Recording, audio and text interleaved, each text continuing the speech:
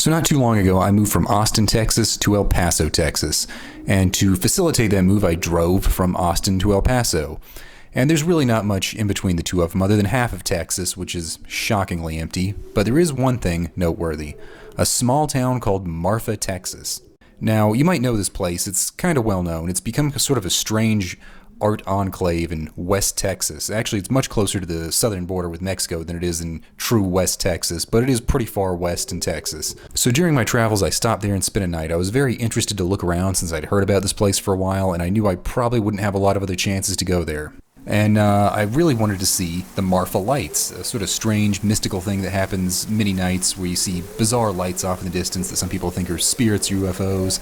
Unfortunately, I didn't really get to see it because it rained very heavily the night we showed up.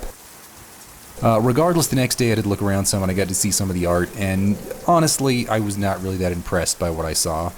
There's really not as much art as you might think, and the things that are there are those very bizarre, kind of vacuous pieces of modern art that are much closer to I don't even know what you'd call them, just structures, just kind of meaningless structures that take up space, that kind of present themselves as art for some reason.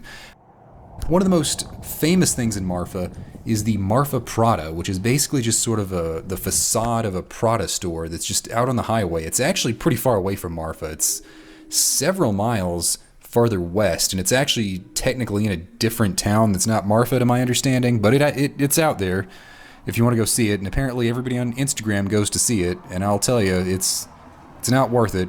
It's not worth the drive. It's definitely not worth the drive. But regardless, I got to see it and take a few pictures. I also got to see behind it, and there's absolutely nothing behind it. It's fascinating how little is.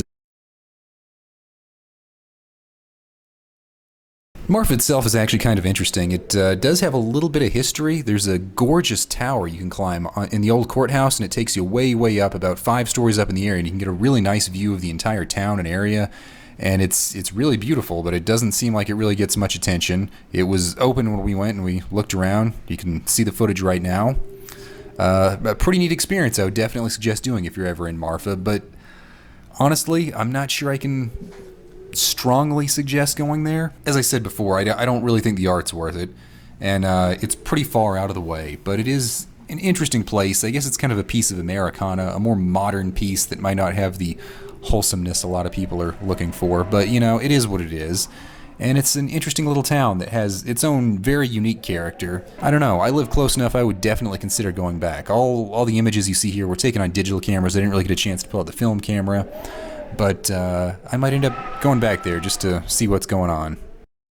Also, the movie Giant was filmed there. That's kind of neat.